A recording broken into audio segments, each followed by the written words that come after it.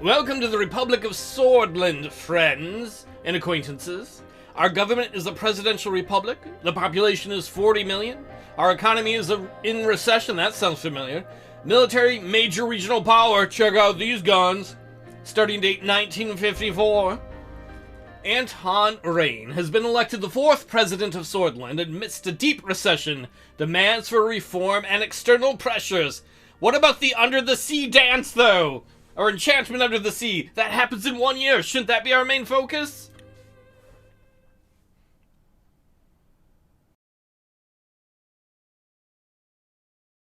Help, I can't see! You are my enslavement and my freedom. You are my flesh burning like a raw summer night. You are my country. Nazim Hikmet Ran. He's like, I got butt rash. 1908. Kingdom of Sordland. Hey, I thought we were... Oh wait, we're not a republic yet. We're a kingdom. You opened your eyes to this world. You came from ball sacks. We came from an impoverished family in the city of Dyer. I'm bound to forget this, but whatever. Your parents named you Anton. As the only child of a farmer, you spent your childhood among the wheat fields. Haha, wheat, daddy, wheat! Why is my child an ignoramus? There's so much wheat! It's like plant babies! Ugh.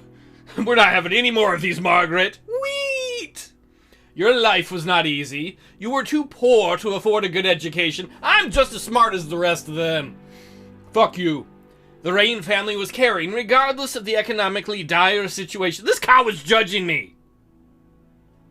Your parents always did their best to support you. Margaret, should we put him in a sack and throw him in the river? No, the creek is dry, and I love my baby. The years passed as they tend to do. During a history class at school, the bell started to ring unexpectedly. You heard a loud commotion outside. Let's be honest. Years have passed. When we hear the school bell, do I care if there's a commotion outside? Do I just want to go home? I want to go home and play... Oh, video games don't exist yet. I'm going to go play cup and ball. Cut my balls. As everyone tried to figure out what was going on, the principal announced a historic revolution.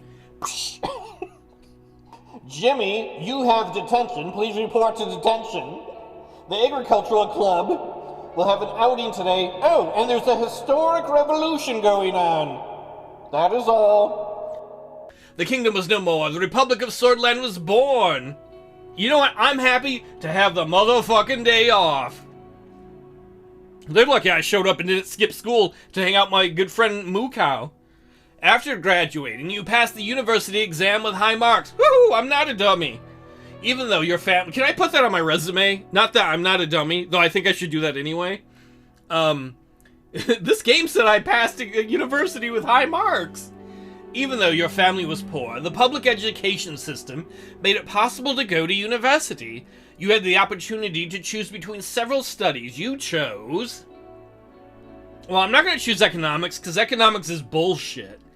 I should probably pick law, but honestly, I'm a history nerd, so we'll study history at Dyer University of Culture. I'm going to get my culture, Moo Cow.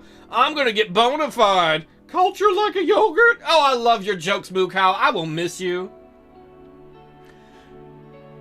During the first year, you attended a lecture with David Weissy, your teacher and mentor from university. He is the son of the first president of Swordland, the revolutionary Artur S. Wissy. I'm going to mispronounce names left and right. Just get used to it! He was a well-known diplomat from the foreign ministry and the son of the president. I already knew that, because I read the text bubble. After observing the hall in silence, he explained why realpolitik is important for a successful foreign policy. Dude, I come from America. Most of our presidents don't know shit about history, and we're really successful. We're broke, and we ain't got no money, but we got guns, and I call that a success. He argued that a strategy based on practical and material factors would be much more successful in reaching Swordland's ambitions. Yeah, really, you're a teacher. What the fuck you gonna do, bro? I am going to do what I did in school all the time. I will question what I'm being taught. Are you a communist? Soldiers entered the campus in the evening ahead of the first election. What a bunch of idiots! They could be at home playing with their moo cows, and they're coming to school. Morons! Many were in shock as the uniformed men created a security cordon and started arresting the teachers. Yeah! School's out forever! Alice Cooper predicted it from the future! A group of students started gathering in protest, along with you, your best friend, Peter Vectorn. My best friend. Thanks. It says so here? It says so here with a pop-up bubble. Thanks! Thanks, game, I'm not stupid! You decided to. I'm gonna join Peter and cause trouble. Protest with the students. Eat my dick. For freedom. One of the officers made a loud announcement that echoed through the campus. General Lutheran declared martial law in order to restore the administration. Please stand back and disperse to your rooms. Disperse to my dick! You join, you don't know how many dates I've said that on. You join the students that slowly march towards the large group of soldiers. Can I do a kind of weird interpretive dance? No, then the theater kids are gonna gather around me. Fuck that. Suddenly, the soldiers charged.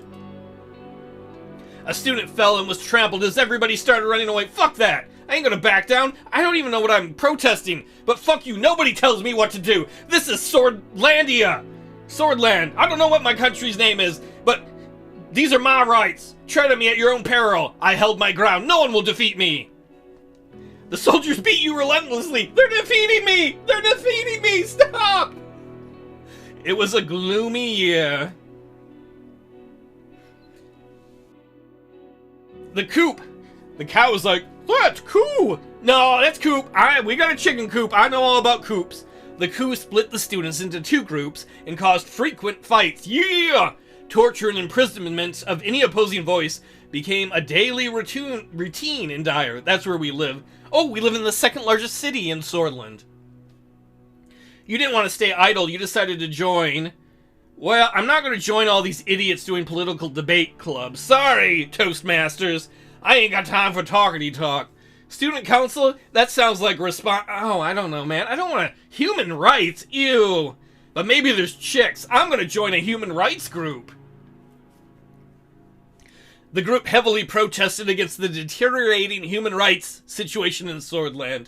You contributed in thorough discussions on how to protect and expand freedoms. That's going to teach the people oppressing you. Having a thorough discussion. I know you're about to beat me again, but let's discuss this. Oh, he's beating me again. In one of the meetings, Peter Vectorn, my best friend, introduced you to a classmate of his, Monica. Ooh, the love of my life. You were immediately attracted to her. Her big, wonderful, round intelligence. She mentioned to you that she was a volunteer for the Swordish League of Women. You mean the Swordish women? They're sorta not? Oh, did I join? Is this some group where everybody's got dicks and they all tell me they're women and an organization campaigning for women's rights? You? Yeah, I support you. Bitches deserve rights too. She's probably like, that's not how we should say it. Yeah, bitches! The politically charged environment led you to... Well, I'm not going to join the commies. I'm not going to join the nationalists. Oh, maybe I should? No, I'm going to stay away from the political organizations and hang out with my cow, Mustaphalese. The radio relayed that the communist general Ricard, the communist general who led an attack in 1928 against General Lutheran's military coup. Wait, it's 1928. Surrounded Lutheran and his troops, demanding their surrender. Okay, so we have a strong arm, I'm guessing right-wing dictator who's being attacked by a communist revolutionary. They refused and heavy fighting broke out across the country. Stop it! Stop it! You just couldn't believe it! Shocked Pikachu face. The army was fighting amongst themselves. Sordland plunged into chaos. The clashes escalated into a full-blown civil war. Hey everybody, we're all getting blown. The horrors made you isolate yourself for a while. Just me and you, Mustaphalese. He's like, can you go away for a while? I got a stud coming over. Monica, my love, helped you cope, and love grew between the two of you. However, it was a difficult time for love. Hey man, I just need to get the wang wang touch. That's all I'm all saying. The chaos, it had to end. The charismatic colonel, Tarkin Soul, orchestrated a sudden attack on the capital where the Ludinist and Rickardist forces were battling each other. He defeated both, ending the war. A new constitution was written, and the military government began efforts to restore stability. Many people saw the colonel as a savior. He formed the United Sordland Party and ran as the presidential candidate in the first ever single-party elections. That's the only true freedom, when you only have one person to vote for. I only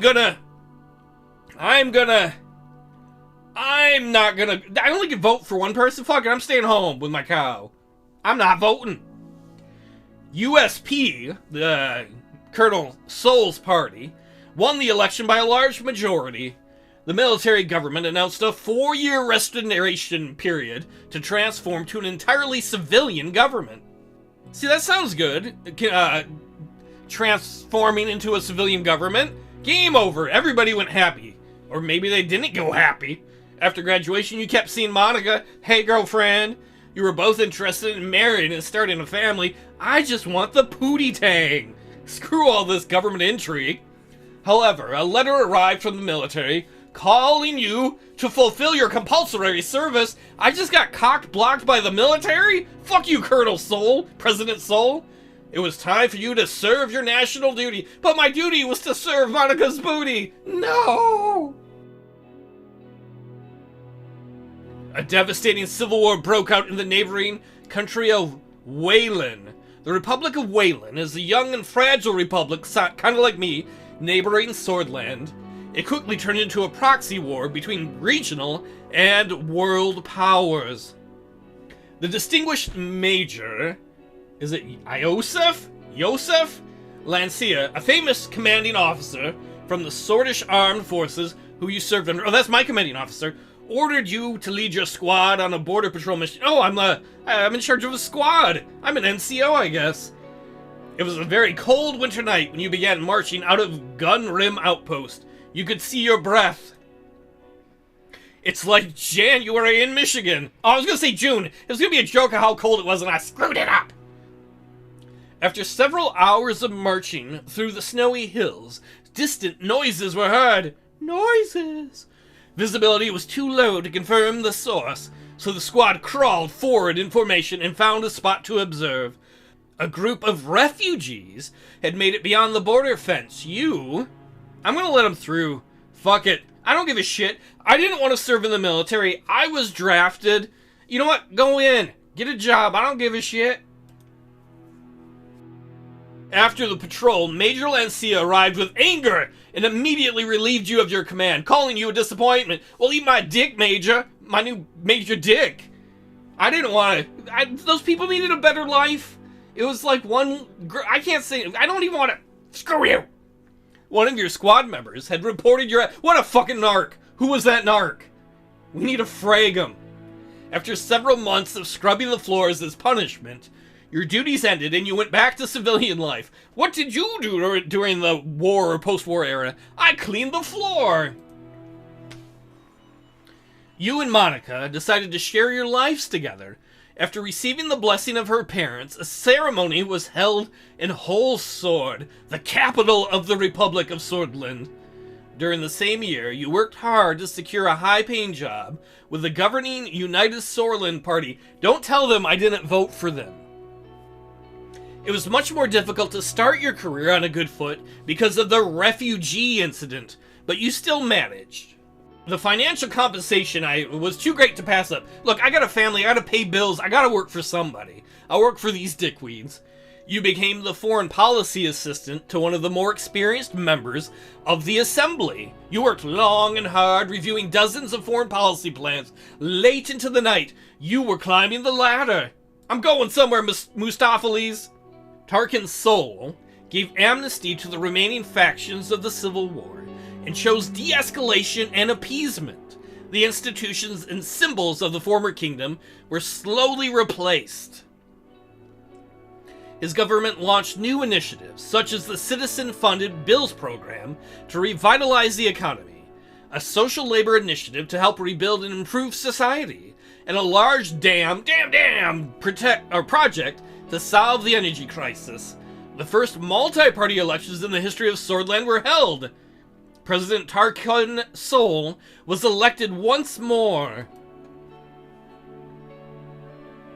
The preparation of a comprehensive trade agreement with Agnolia was occupying most of your personal time, but your significant contribution to the trade talks triggered an invitation to meet President Tarquin Sol himself, who offered you a key position. Don't tell him I didn't vote for him either, Tom. You were to become the youngest member of the Assembly. I'm going to accept with doubts. I don't know, man. I don't think I deserve this job, and I'm not a fan of any of this. As the youngest MP, and by this means Minister of Parliament. In America, MP is usually military police. As much as I want to bludgeon people with a club they gave me, you can't do that in every elected body. Though it happened in the U.S. Senate before, though that was not a good moment. It was difficult to connect with the influential inner circle. You needed allies, so you brought on Peter Vector, my best friend, as your right-hand man. Nothing like nepotism. I need allies. Let me call up my friend, who has no experience. The birth of your son Frank, or you can say Frank, I'll probably call him Frank, provided a brief moment of joy and relief. Our wife is like, I just shot a human through my vagina. And I'm like, man, this is a nice moment of relief and peace. And she's like, I hate you. I'm going to sacrifice some work time to spend some family time with my new little baby, Frank. During your absence, your friend Peter Vector found trustworthy contacts and strengthened your position in the party. I'm somehow moving forward by being an idiot and just not being around. Is our best friend Peter like, it's just better if you go home. I can help your career if you're not here. At the same time, President Sol increased his authority over the years. Is this an Erdogan situation? His growing ego started to cause strife with the USP, his political party. The cracks began to show. Are we going to have a new dictator? It's 1945. President Sol barely secured a majority in the election against the opposition leader.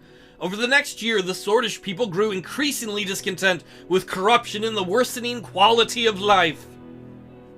Meanwhile, calls for a united Sordland Party Congress became louder as the leadership struggle started to brew. I'm going to join the internal opposition. I'm not supporting the president. He's going to be like, I gave you a job. That was your first mistake. You gave your support to Ewald Afonso, a reformist businessman who would become a leader of the reformist wing of the United Sordland Party. A dictatorship is just going to lead to bad things. Power corrupts, and absolute power corrupts absolutely. I just came up with that idea in 1946. A reformist, Ewald, and a talented business magnate, you can put him on the fridge, who was the main contender for party leadership. Meanwhile, in a desperate effort to secure votes before Congress, President Sol was meeting party members one by one. Here come the blowjobs. But he didn't approach you. No blowjobs for me. He's probably mad because I supported his opponent. The Congress was nothing short of impressive. The banners of the United Sordland Party were decorating every possible spot. This is the most fabulous Congress ever. Thousands of influential political figures, lobbyists, and benefactors gathered for this turning point. The voting for the party leadership began. I'm going to vote for this Ewald guy. We need market reforms.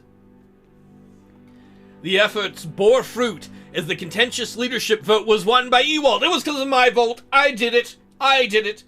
During the Congress, Tarquin Sol announced he would retire from politics at the end of his term and appointed Alfonso, the guy who won, as vice president. You knew the structure he had established was to stay. The country had become increasingly authoritarian. I am happy that Sol is finally going to leave, though. A month later, your daughter was born. Monica named her Diana. My baby girl. She motivated you during a tumultuous period in the party.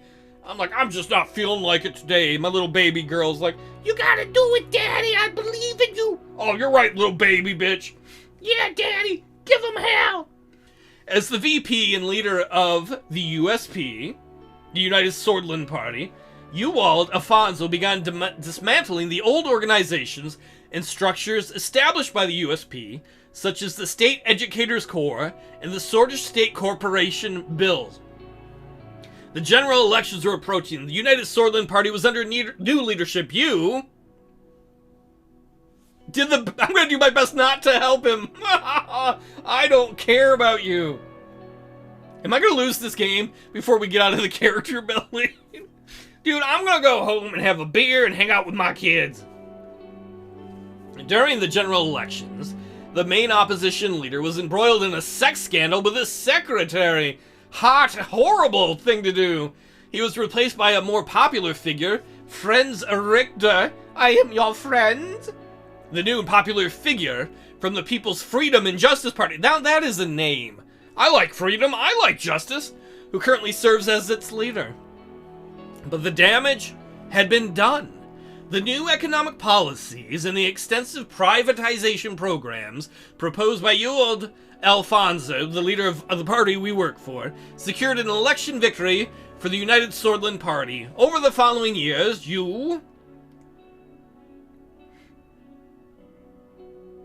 I'm going to do everything I can to make our country a better place. If not for me, then for Mustapheles and Frank and that other kid. The presidency of Alfonso saw many bold reforms in government and law and advancements in liberal democratic values. However, due to infighting and disorganization, continental economic tensions, and fast-track privatization, it was followed by a severe economic recession. The other parties announced their bids for the 1953 election, but the unfair election system hampered opposition efforts to campaign. How do I zoom this down? There we go. I'm worried about the economic recession. I got a family to feed. Not only that, but really bad economic times can lead to political upheavals that can be dangerous. With my best friend Peter's help, your presence in the USP grew. The two of you worked long nights together. He flipped opponents to your side. I have a side. I have a feeling that I show up to work and I'm like, what am I going to do today? Maybe a trade deal. And Peter's like, I've got you 5 new allies for your power struggle. What, Peter? I got kids. You became the face of a new wing of the party. Peter, what have you done to me? Step by step, day by day, and with adequate planning, your wing took over the leadership as President Alfonso lost control of the country. The moment to make a move had come. What do I do, Mustapheles? Alright, I'm not going to stab Alfonso in the back. I voted, or I supported him at one time. I don't think I voted for him. I'm not going to bribe his inner circle. I'm just going to say, Alfonso, now is your moment to step down. You know, leave with your dignity. He listened to your advice. Alfonso conceded the leadership struggle, and the party eventually voted you in because of your indisputable influence. Look at me! I'm glad I didn't badmouth him on TV. That would have been an asshole thing to do. Following this, you announced that you would be running for president in the general election, with Peter as my running mate. Oh man, Peter's the smart guy. He realized that this rube named me could become a president. It's my turn to run for president, Mustapheles. After visiting every city and town during the campaign, you made a speech on state television. You promised, I'm going to enact democratic reforms. The people are tired of empty promises. We need fundamental change to our institutions and government. A solid and transparent democracy awaits us all. Brothers and sisters and people I'm not even related to. A new constitution and a new age is upon us. The broadcast ended. On election day, millions went out to cast their votes. It was time to face the truth. I hope you can't get a game over here. If I develop this game, I think you'd be able to get a game over here.